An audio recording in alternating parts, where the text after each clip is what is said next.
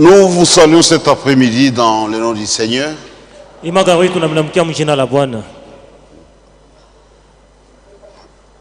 Excusez-nous pour le retard parce qu'on attendait les deux couples. Il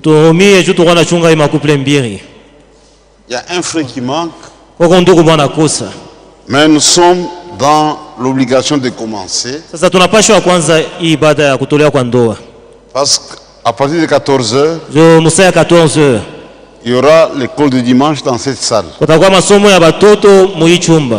Donc, nous n'avons plus que 30 minutes pour la cérémonie. Si vous venez à temps, par exemple, à 13h, on a plus ou moins une heure. Et c'est bon. Maintenant, nous sommes dans l'obligation de raccourcir le service pour ne pas empiéter sur le programme de l'école du dimanche. Je vous invite à vous lever pour la lecture de la parole de Dieu. Hébreux chapitre 4. Chapitre 13, le verset 4.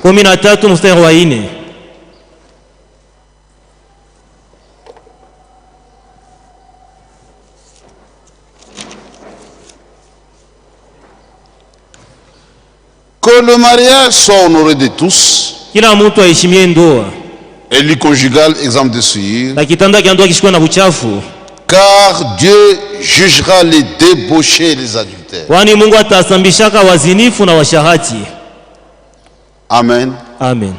Que le Seigneur puisse bénir la lecture de sa parole.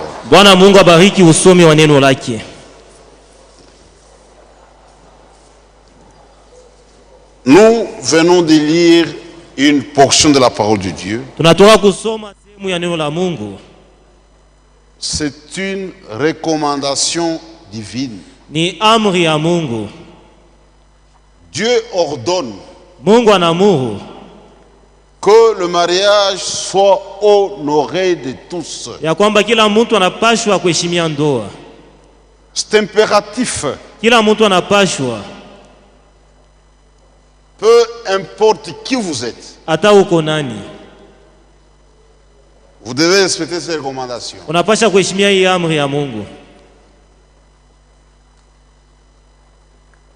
Le mariage biblique fait partie des institutions de Dieu. Et le mariage est la plus vieille institution au monde.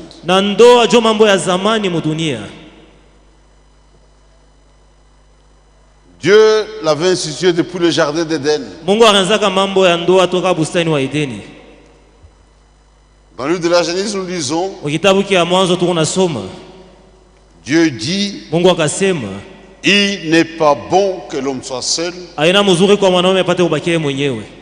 Je lui ferai une aide semblable. Ça, c'est la pensée de Dieu. Ça dit dans notre foi, en dehors du salut,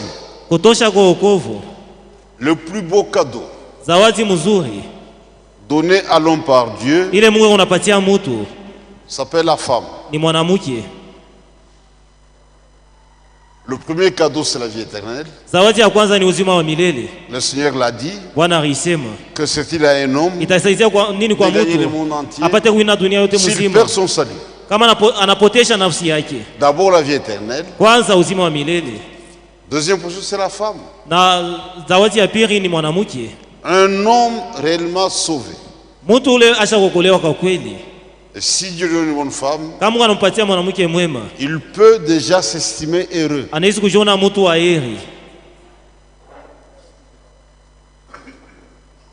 Et Dieu ne pas aller chercher cette femme ailleurs. Il l'a tiré de l'homme. Ce que nous lisons dans le livre de la Genèse. Une femme, c'est un sous-produit de l'homme. C'est une partie de l'homme. Et c'est un grand mystère. C'est pourquoi si vous lisez la Bible,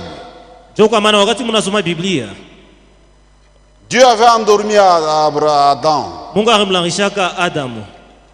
Il a tiré une côte, il a fait une femme. Adam se réveille. Il dit cette fois-ci, elle est une partie de moi-même. Elle est la chair de ma chair. Elle est os de mes os. Votre femme, c'est une partie de vous-même. C'est pourquoi l'homme quittera son père et sa mère pour s'attacher à sa femme. C'est ça un mariage. Dans un mariage normal, l'homme quitte sa famille et il doit s'attacher à sa femme. Il dit les deux deviendront une seule chair. Un homme normal ne peut pas maltraiter sa femme parce que c'est une partie de lui-même.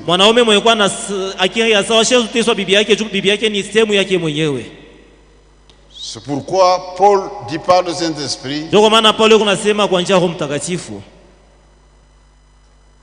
Marie, que chacun aime sa femme comme son propre corps. Mais il faut que Dieu vous révèle la chose. C'est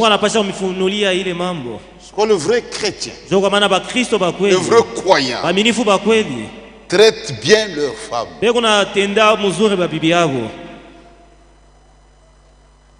Un chrétien ne peut pas maltraiter sa femme. C'est une partie de lui-même. C'est ça le vrai mariage. Et une vraie femme, c'est une aide pour l'homme. Je lui ferai une aide semblable. C'est ça la pensée de Dieu en rapport avec le mariage. Et Dieu lui-même protège ce mariage. Lui qui l'a institué, il a mis une protection. Regardez déjà dans l'Ancien Testament. Si vous lisez les commandements, sur les 10 commandements, vous en trouverez Dieu qui s'adresse aux hommes. Tu ne convoiteras point la femme ton prochain. Tu ne commettras point d'adultère. Sur 10, vous en avez 2. Cela prouve à suffisance l'importance du sujet.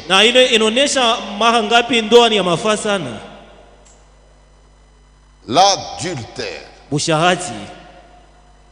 Un homme marié qui va avec une femme qui n'est pas sa femme, ça s'appelle adultère. Dieu, tu ne feras pas une telle chose. Un homme marié, il porte la responsabilité de vivre dans la fidélité à l'égard de sa femme jusqu'à sa mort. Tu ne commettras point d'adultère. C'est une chose terrible. C'est faux. C'est une mauvaise chose.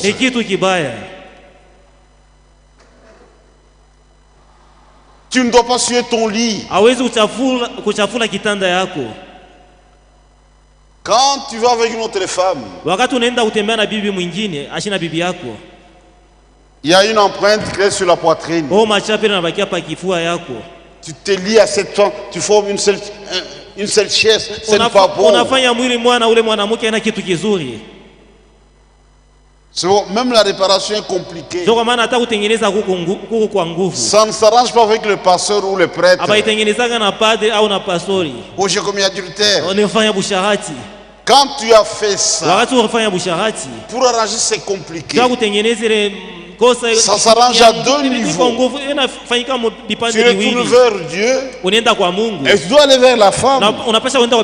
Confesser la chose. Dis, je t'ai trompé. J'ai couché avec ton ami là. Et la femme doit faire la même chose. Elle doit confesser au mari. Tu vois ton ami tel. J'ai couché avec lui. C'est compliqué. C'est un mauvais péché. Tu ne commettras point d'adultère. Même la femme d'autrui est intouchable. C'est la mort. C'est une malédiction. Proverbe dit, celui qui commet l'adultère, il est dépourvu de sens. C'est un insensé. Celui qui veut se perdre, il agit de la sorte. Même au niveau de la famille, tu peux jouer avec les biens de ton frère, mais éloigne-toi de sa femme. Si tu la touches, c'est irréparable. C'est une sale chose. Dieu protège le mariage. Mais il y a des gens qui s'amusent. Couleur de jupons. Vous paierez pour ça.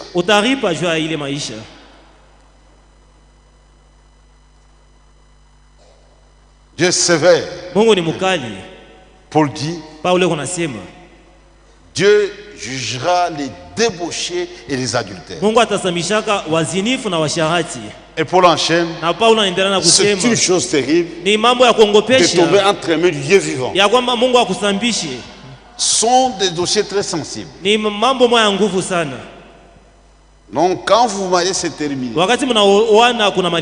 Une fidélité à vie. Entre les deux, c'est ça le christianisme. Les débauchés, les adultères. La débauche sont les jeunes gens non mariés qui vivent comme de mariés. Toi, jeune fille non mariée, mais tu as des rapports intimes avec des hommes. C'est une vie de débauche. Même toi, garçon. C'est pourquoi Paul dit 1 Corinthiens chapitre 7, pour éviter cette vie de débauche, que chaque homme ait sa propre femme et que chaque femme ait son propre mari. C'est ce que Dieu propose. La science vous propose des préservatifs en attendant le mariage. Copain, copine. C'est une vie de débauche. Si vous devenez incapable de vivre seul, ce que Dieu propose, si quelqu'un brûle, qu'il se marie. Ne menez pas une vie de débauche. C'est une chose terrible. C'est quoi une fille qui a perdu sa virginité? La Bible l'appelle, c'est une fille déshonorée.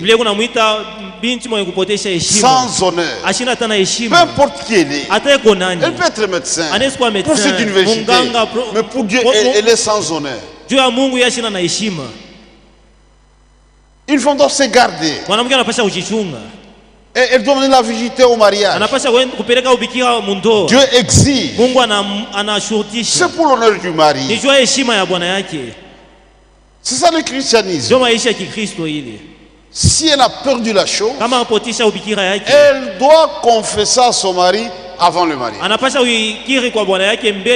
Si elle cache, l'homme découvre ça, le mariage est faux. Parce qu'il est basé sur les mensonges.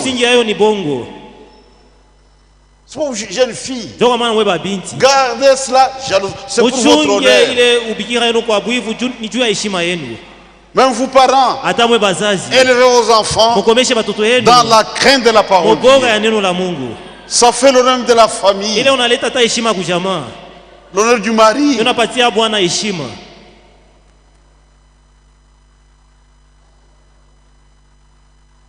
Une vie de débauche. Ça doit être réglé à l'avance. Maintenant, quand ils viennent ensemble, c'est une alliance entre deux personnes. Nous avons deux couples. 2 hommes et 2 femmes. Une alliance entre 2 personnes.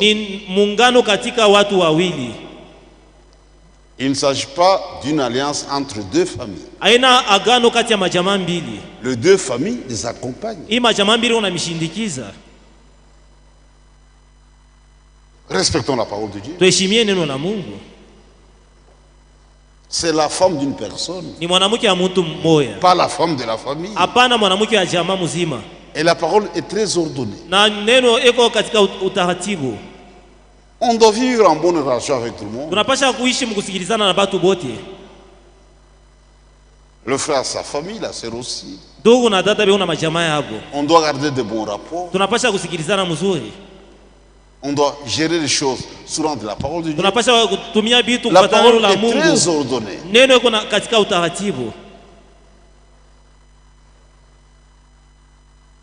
Enfants,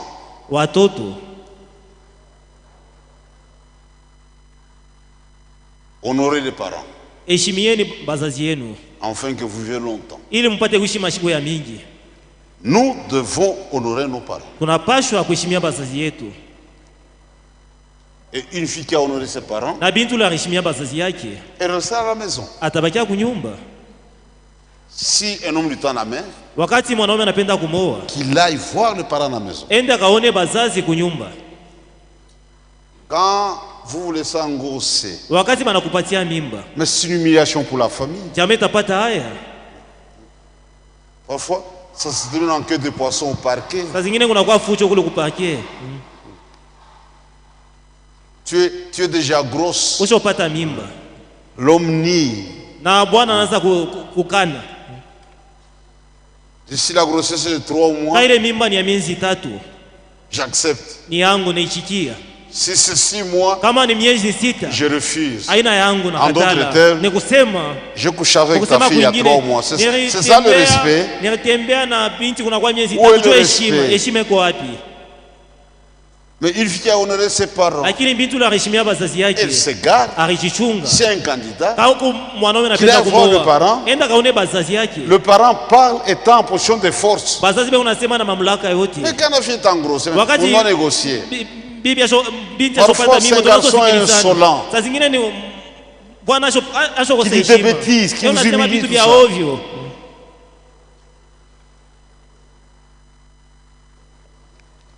Et quand vous épousez une femme, elle n'est pas sortie d'un arbre. Si tu l'aimes, tu dois aussi aimer sa famille. Mais tout est régi par la parole.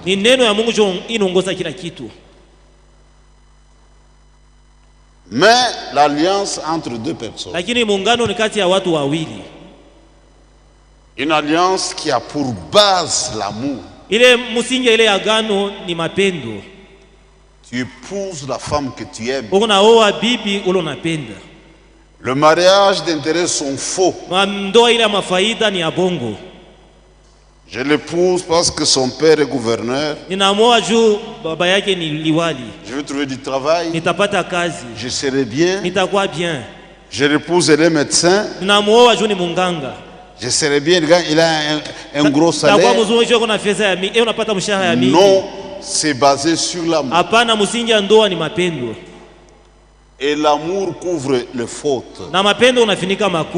Frère, quand on aime réellement, même s'il y a une faute, on va minimiser la chose. Mais quand on n'aime pas, même une petite erreur, on l'amplifie. Le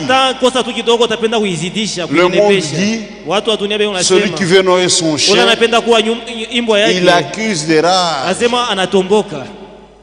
Quand on aime, on minimise les choses. Wakati tunapenda unasura makosa.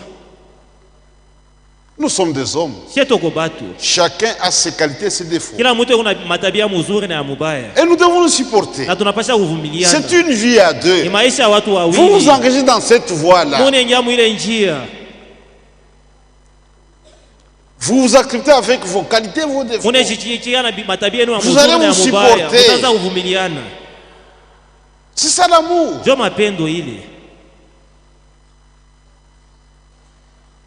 Si l'amour manque, le mariage est fou. Si tu le poses à cause de la beauté. Mais si une fleur, elle va faner.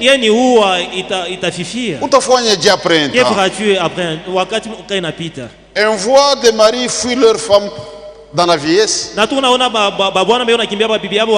C'est méchant. Mais quand on aime réellement,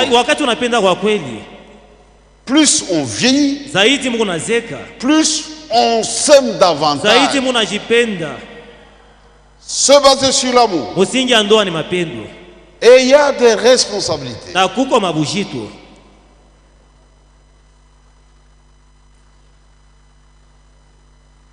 Marie, que chacun aime sa femme comme Christ a aimé l'église. C'est ça le modèle. Pas nos grands-pères, pas nos traditions. Dis, mon père était terrible. Moupagano. Alors qu'il était un païen. L'homme a imité le Seigneur Jésus-Christ. Regardez comment lui a aimé l'église. Il s'est déversé ça dans son église. Il a tout donné. Dit que chacun aime sa femme comme son propre corps. Car jamais personne n'a haï sa propre chair. Un homme qui tape sa femme, c'est un début de folie. C'est un début. C'est un début de folie. Un chrétien ne fait pas ça. La maladie, c'est ma maladie.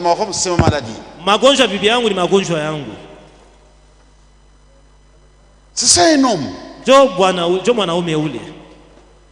Mais c'est un mystère.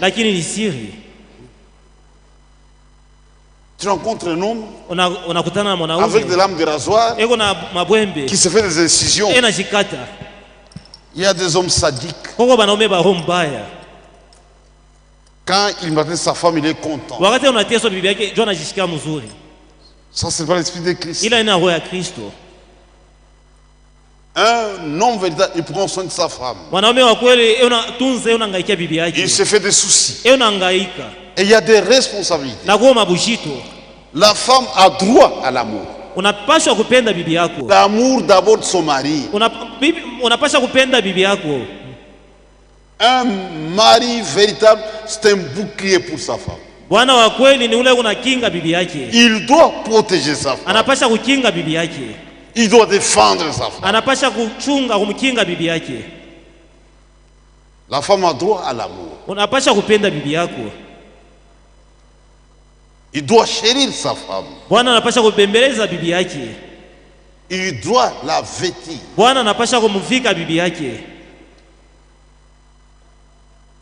Il doit la nourrir. Il doit tout faire pour que cet homme se sente à l'aise. Il doit la rendre heureuse. C'est une vie à deux. Il n'y a pas que la chambre à coucher. C'est une vie à deux. Il y a même une communion d'esprit. Nous ne sommes pas des animaux. Il y a des gens qui vivent comme des animaux. De relations animales. C'est comme un chien. Le chien peut mordre la femelle. Et après, il monte sur la femelle. Il y a d'abord une communion d'esprit. Et on peut accomplir ça dans la chair. Une fois, on n'est pas une poupée.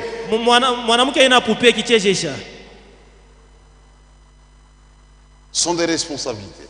Ni mabujito.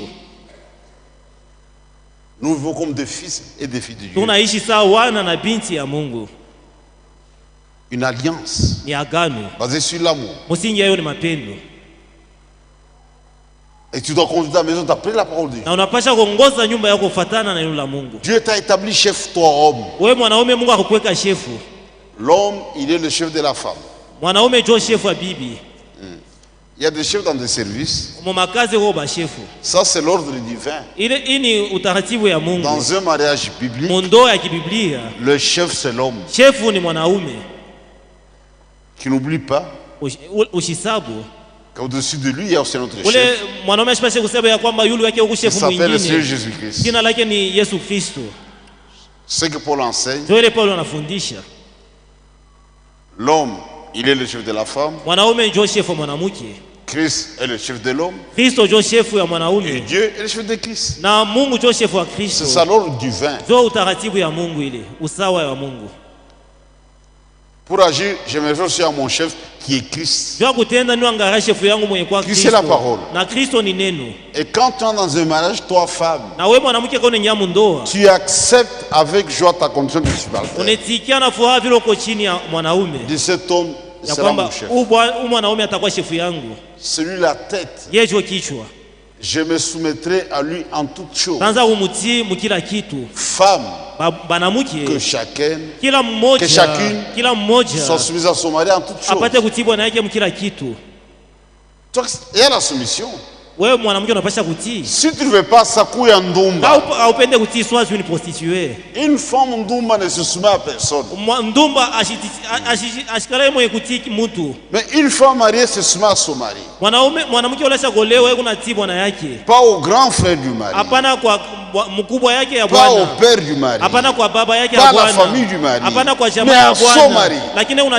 Si elle a mal agi, nous voyons son chef, son mari. Il ne faut pas l'injurier. Il ne faut pas la tabasser. Elle n'est pas ta femme. C'est moi la tante. Non, non, non, non. Apana. Tu es parent. C'est la femme de ton fils. Comment vas-tu la tabasser? Où est le respect? Même toi, grand frère. Tu vas taper la femme de ton petit frère. Même ton petit frère. Ton grand frère. Mais c'est une famille de bandits. Où est le respect?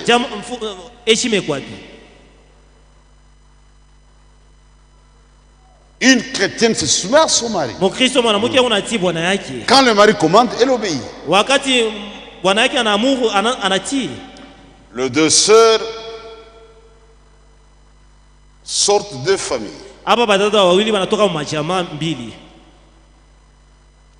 Elles ont évolué sous la conduite des parents.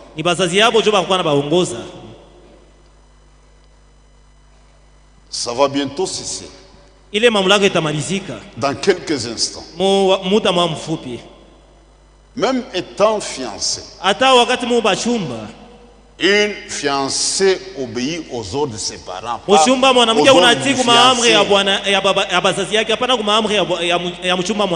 Avec cette cérémonie maintenant, c'est un changement de cap.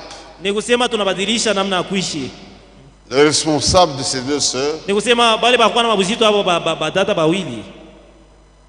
vont maintenant le placer sous la responsabilité de leur mari. Ne tirez pas de ficelle en cachette. C'est-à-dire, la jeune fille est déjà mariée, mais les autres viennent de sa famille. Ça, c'est vraiment un désordre. C'est l'homme qui dirige sa maison. Dit écoutez, nous nous déplaçons. Nous irons vivre par exemple à X endroit. Kasumbalesa. Qui non, notre fille n'a jamais été là. Il n'y a pas de régie des eaux là-bas. Elle doit suivre son mari.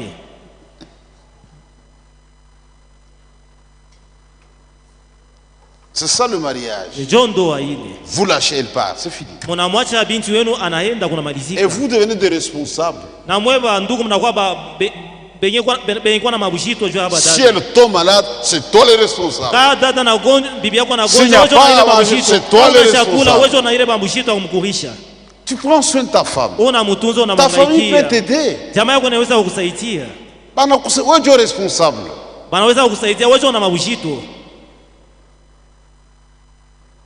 Donc la femme se soumet. Il y a la fidélité. C'est une femme. C'est un champ. Une seule sémence. On ne doit pas croiser des sémences. Une femme qui trompe son mari, c'est grave.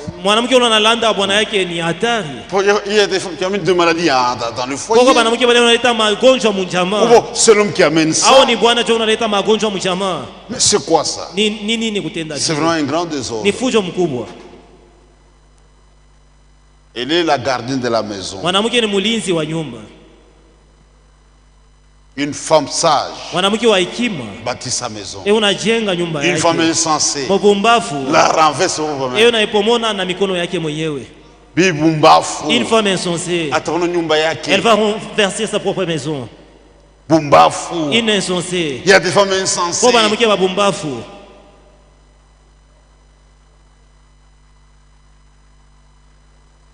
Hier j'ai eu un cas terrible. Une femme insensée. Le mari sort. Il a oublié quelque chose. Il rentre à la maison, dans la chambre, il trouve ça avec un homme dans la chambre. L'homme le vu à Mbamba. On me l'a amené ici. Non, nous n'avons rien fait. Il ne m'a pas touché. C'est Bumba. Tu es une insensée. Toi, une femme normale. Avec un autre homme. Dans la chambre à coucher. Il ne m'a pas touché. Pardonne-moi. Elle implorait la miséricorde de son mari. Mais moi, je vais te répudier. Tu es une femme insensée, n'est-ce pas une femme insensée? Quand un visiteur vient sur au salon, et on a été instruit correctement. Même nous les hommes, si je vais chez mon frère, s'il n'est pas là, je ne vais même pas entrer dans sa maison. Je vais continuer ma route. Sa femme n'est pas mon amie. Oh, prépare-moi tu t'es. Pourquoi? C'est l'esprit d'adultère. Comment il est là, n'est pas là, je partirai. Oh, il priait pour chasser les démons. Nous, on n'a pas cette foi. Ça, c'est une foi des adultères. Toi, une fois mariée, avec un autre homme, une chambre à coucher, trouve jamais démon. Une femme insensée. Tu vas être répudié du mariage. Parce que tu es une femme insensée. Une femme sage bâtit sa maison. La sagesse, c'est la parole de Dieu. Mes sœurs, quand vous serez chez vous, faites toutes choses d'après la parole de Dieu. C'est ça notre sagesse. C'est ça notre sagesse. C'est ça notre intelligence. Là vous aurez la paix, l'harmonie et la bénédiction.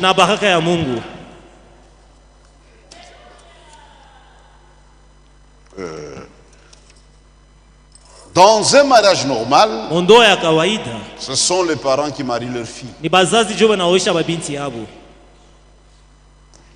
Qui marie la sœur Priscille dans cette salle? Je vous ai à vous lever, mes frères.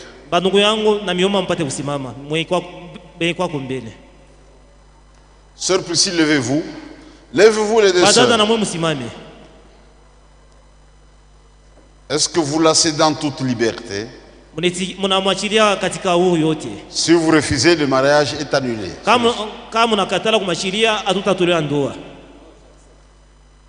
Vous la placez sous la responsabilité de notre frère. Votre autorité cesse maintenant. Qui marie la sœur patient dans ces salles? Qu'il se lève, qu'il parle.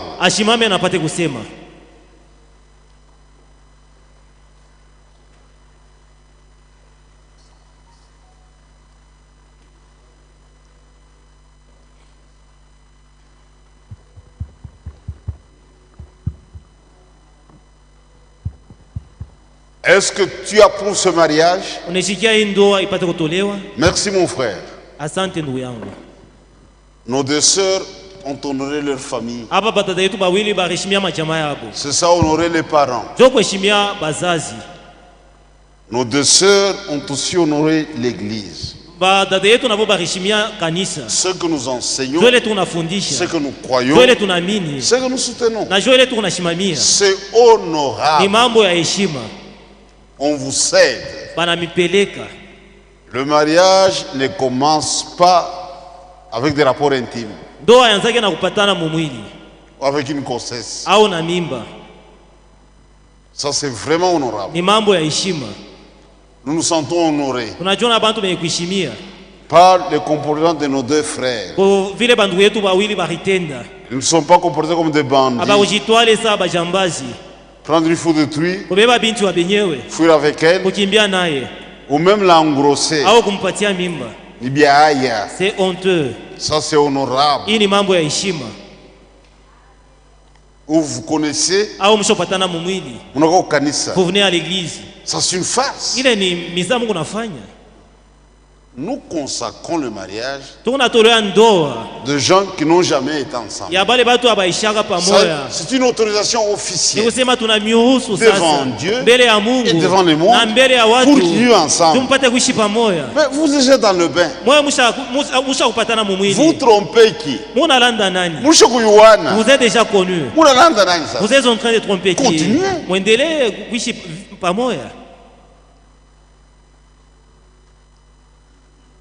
Mon frère patient,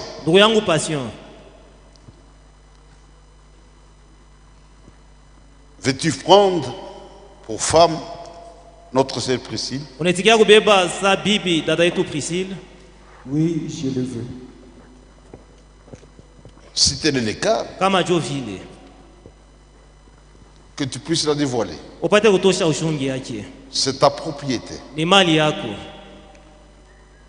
La propriété d'une seule personne. Mon frère Patrick, veux-tu accepter notre sœur Patience comme femme légitime? Oui, j'accepte. Tu peux la dévoiler. C'est ta propriété.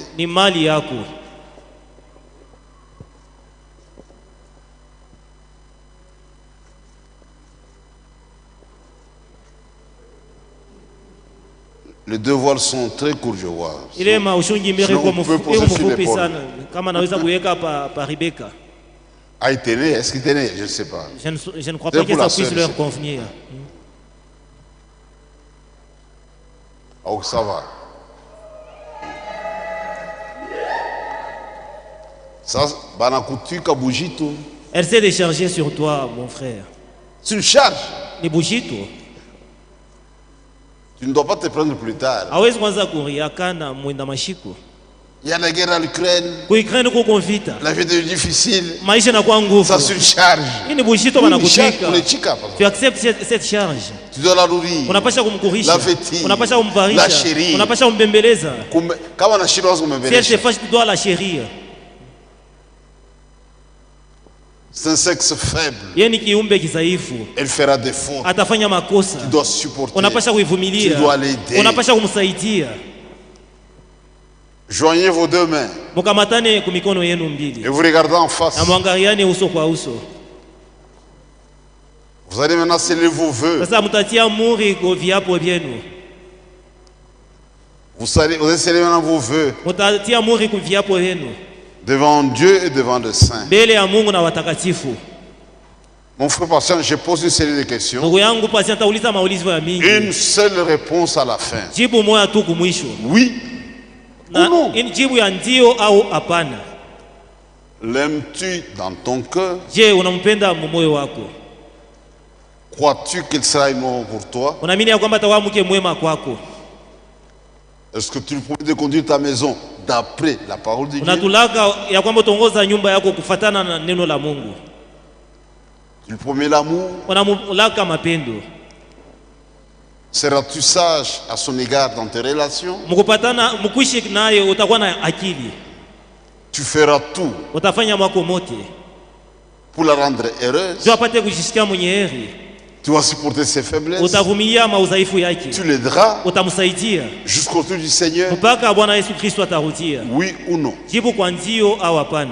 Oui.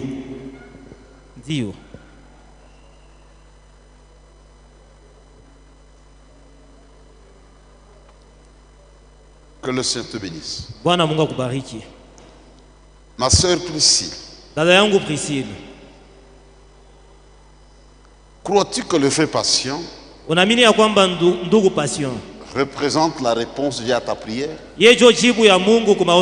C'est le mari que Dieu te donne. Il sera pour toi un bon mari. Tu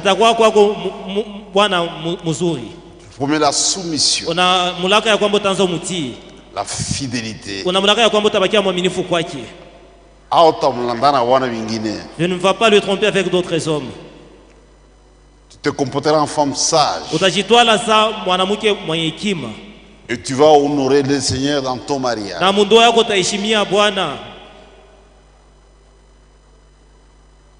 Ma soeur, tu peux répondre. Oui, je le crois. Que le Seigneur te bénisse, ma soeur. Mon frère Patrick. Aimes-tu dans ton cœur notre chère Patience?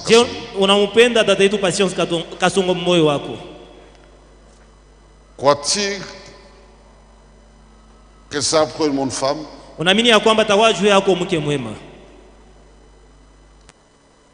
Promets l'amour, la protection. Tu vas supporter ses faiblesses. Tu lui promets de diriger ta maison d'après la parole de Dieu.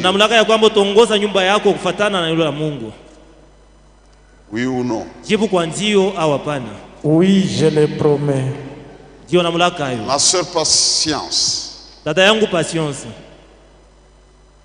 Dans le mariage, il y a deux vœux. Il y a la soumission. Il y a la fidélité.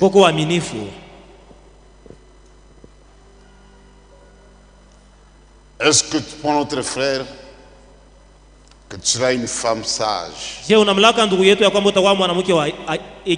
feras tout pour qu'il y ait la paix, l'harmonie au sein du foyer.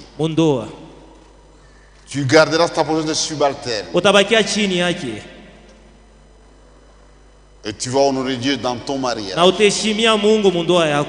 en vivant d'après les instructions de la parole.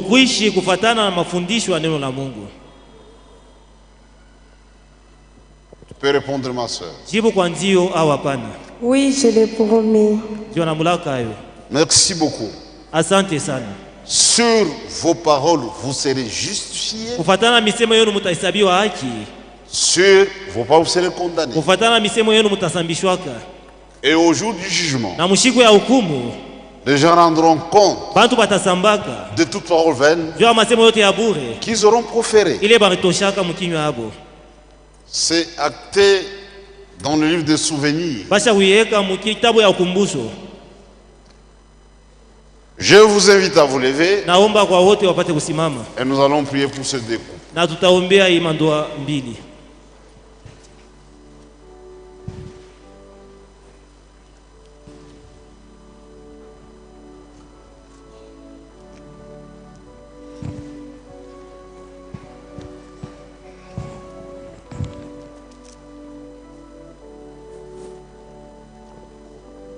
Est-ce que vous avez des bagues?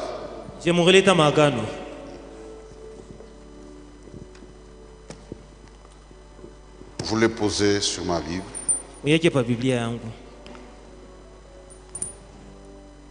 Posez vos deux mains sur la Bible. Toi, c'est au-dessus. Inclinons nos têtes. Seigneur Dieu et notre Père, merci de tout cœur pour cette cérémonie. Seigneur, tu connaissais ce jour. Tu nous as honorés en nous comptant parmi les témoins de ce mariage. Et nos cœurs sont reconnaissants et dans la joie pour la grâce que tu accordes à notre passion. Enfin qu'ils croisent notre sœur Priscille dans ce lien sacré. Il est écrit dans la parole de Dieu, celui qui trouve une femme, il a trouvé le bonheur. C'est le plus beau cadeau qu'il a reçu en dehors du salut. Ton fils patient a fait déclaration en tant qu'homme. C'est sans toi il ne peut rien.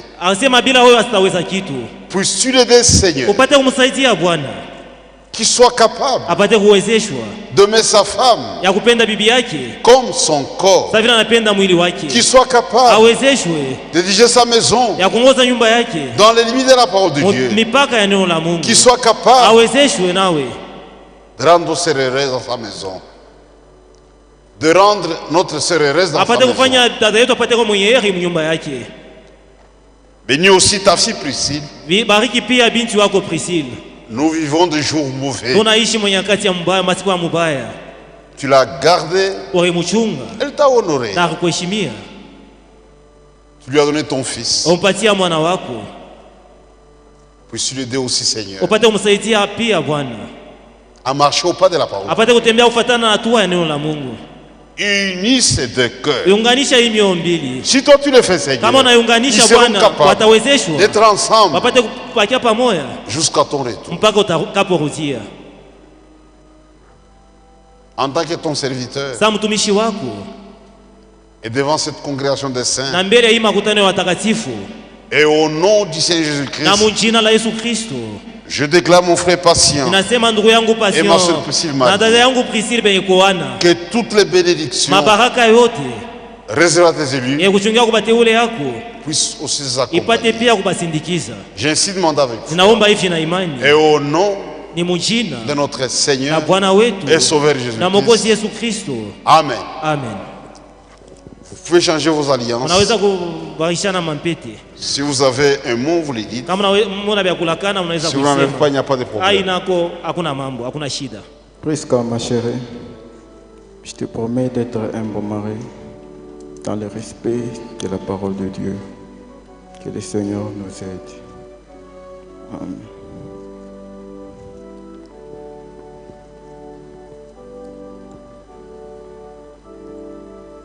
Patient, mon amour, tu es le meilleur.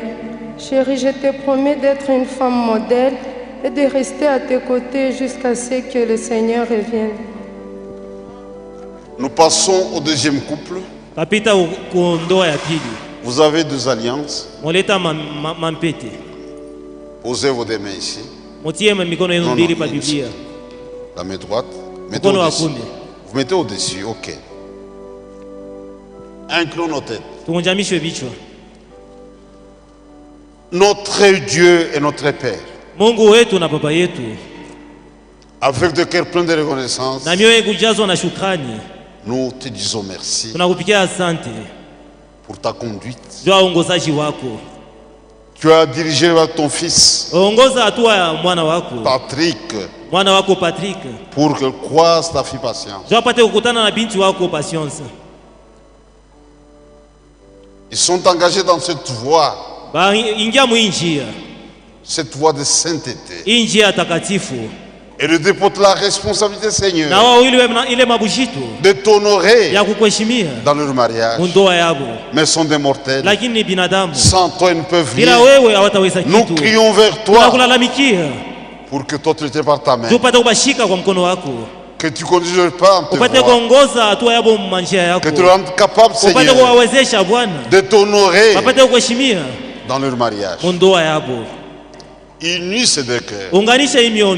Qu'ils battent à l'unisson jusqu'à ton retour. Seigneur, toi qui connais mieux que nous-mêmes leurs désirs, leurs besoins, agis. Bénis-les. Que toutes les bénédictions nous accompagnent. En tant que ton serviteur.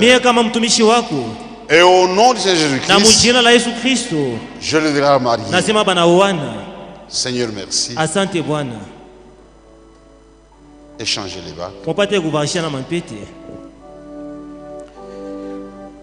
Ma chérie patience, je te promets l'amour, le respect jusqu'à la fin de notre vie de pèlerinage sur cette terre.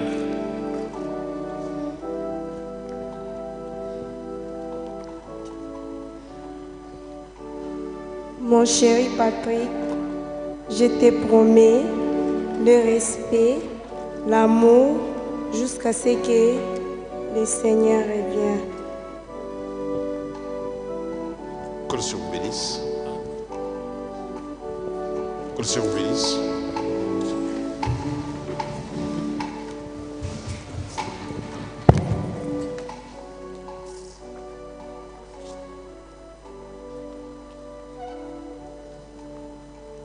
Nous avons fini. Merci pour la patience. Qu'on entende un cantique juste pour permettre à ces deux couples de sortir. Nous allons les honorer. Nous garderons nos places. Et sortirons d'abord avec les suites. Enfin tous, nous dégagerons la salle. Qu'on le fasse vite. Parce que les enfants attendent déjà. On a déjà débordé de 15 minutes. Cantique s'il vous plaît mes frères.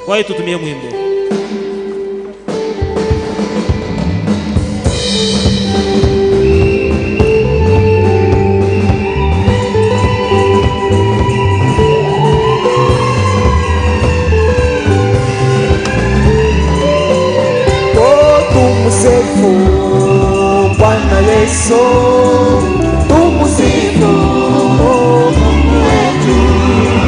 Tumusifu Bwana Yesu, tumusifu Mungu wetu. Asifiwe, asifiwe, asifiwe, asifiwe, asifiwe, asifiwe Mungu wetu.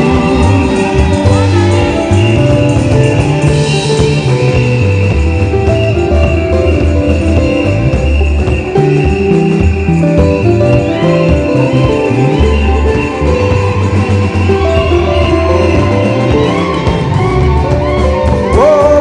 Yesu, oh, alibeba dhambi zangu, dhambi zako. Bwana Yesu alibeba dhambi zangu, dhambi zako. Asifiwe, asifiwe, asifiwe, asifiwe, asifiwe, asifiwe, asifiwe Mungu wetu.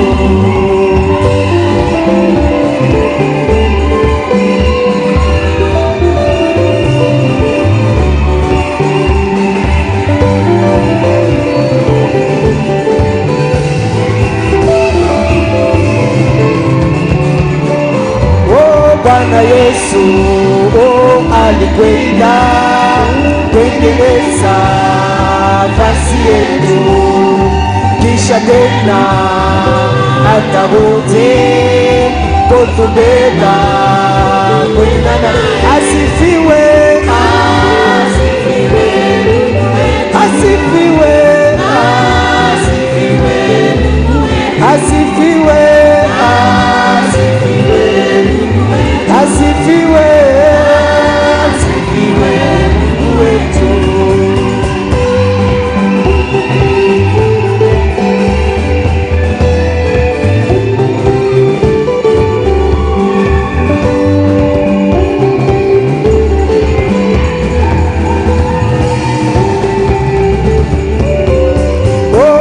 tutakula, tutakunywa, tutacheza kukaramu. Oh, tutakula, oh, tutakunywa, tutacheza. Asifiwe, asifiwe, asifiwe, asifiwe, asifiwe, asifiwe, asifiwe Mungu wetu.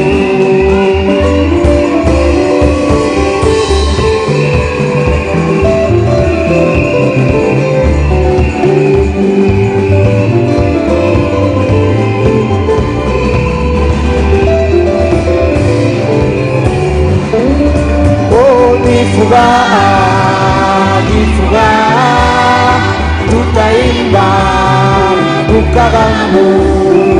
Ni furaha, tutacheza. Asifiwe, asifiwe, asifiwe, asifiwe, asifiwe.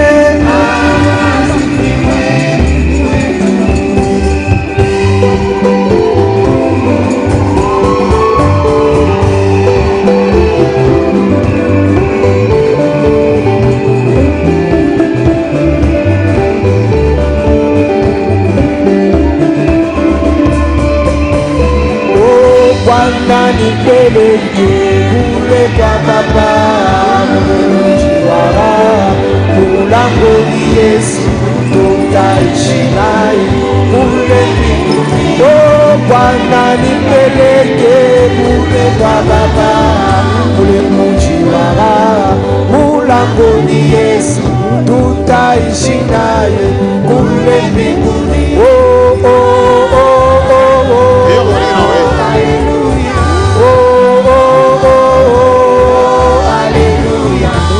Ndani ya Yesu raha ya ajabu isiyo na mwisho kule mbinguni.